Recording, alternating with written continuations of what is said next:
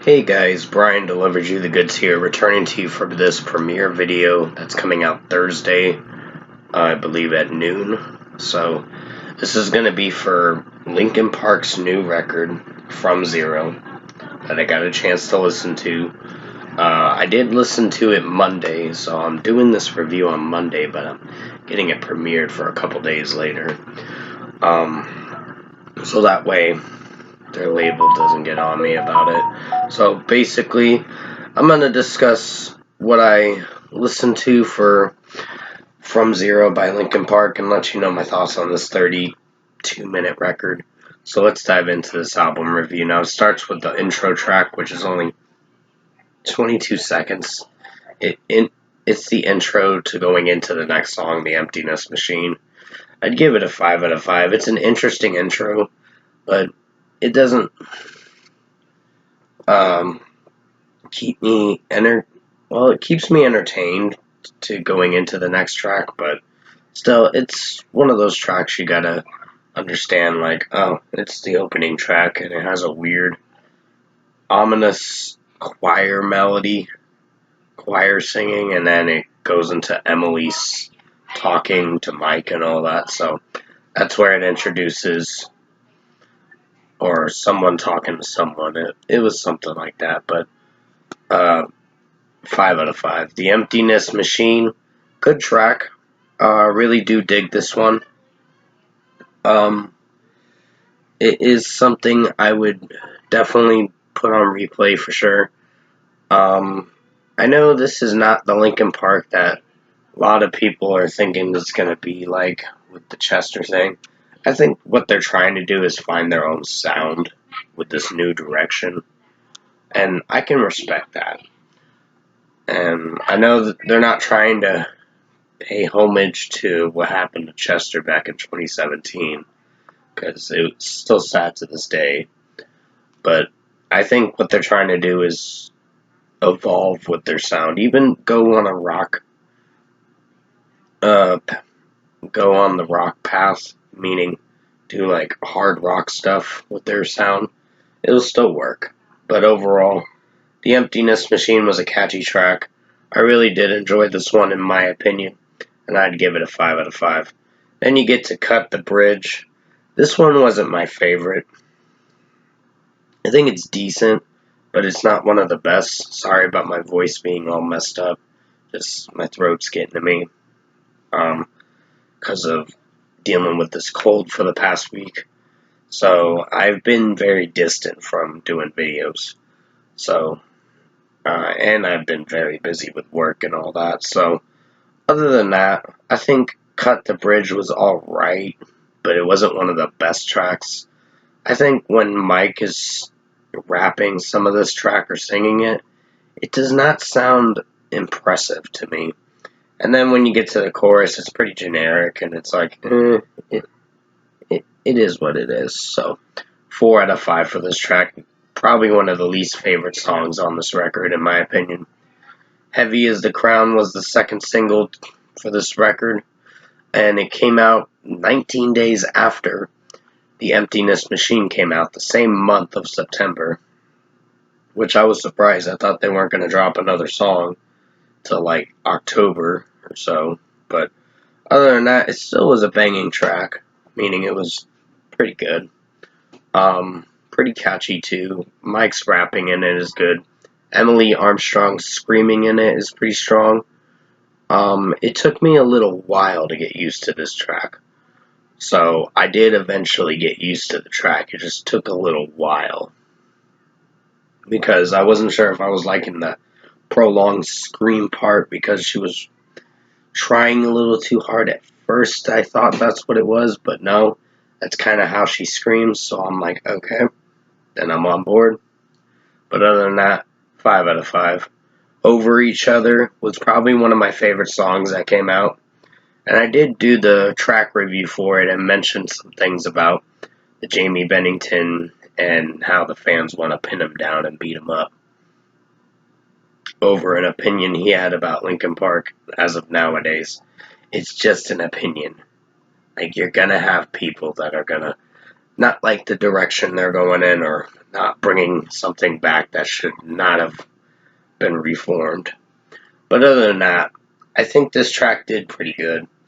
It was probably Emily Armstrong at her best with her singing, their regular singing, and it did work for this track. I really like the music video too. It's pretty sad, but it has a interesting message behind it, and I think the track was one of my favorites from this album. So this is a 5 out of 5.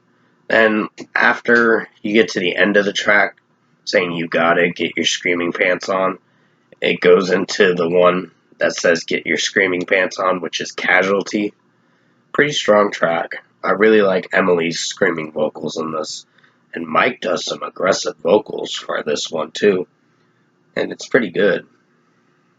So I really dig the studio version to it. The live version, I did hear it, and it sounds pretty good for what it goes for. So I'd give this a 5 out of 5. So it's pretty strong, but not something I would say is one of my favorites. But well, I guess it could grow on me, this track. It is 2 minutes and 20 seconds, but you get through it pretty quickly. And the screaming vocals and the drum work is pretty strong. So really dig this track, 5 out of 5.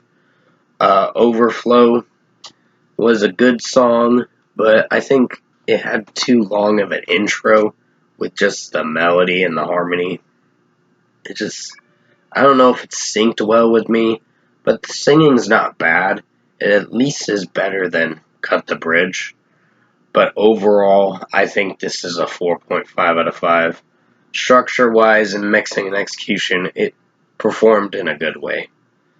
Then you get to Two-Face. I almost thought this track was going to be very childish, but no, I was mistaken. The melody at least impressed me, and this track did do very good. So overall, Emily's vocals in the chorus sound pretty good. Just the way that Mike is rapping it is pretty good. So it almost sounds like Figure 09 in a way, or something like that. But it does it in a good way. So I really dig this track and dig the direction they're going in with this one. So I'd have to give this a strong 5 out of 5. Stained is a strong track too. Really dig this one for sure. I'd give this 5 out of 5. It did very good with Emily's vocals in the chorus, and Mike's singing in it sounded pretty good. Rapping or singing, it was one of those, but I still have to go back and replay this record again.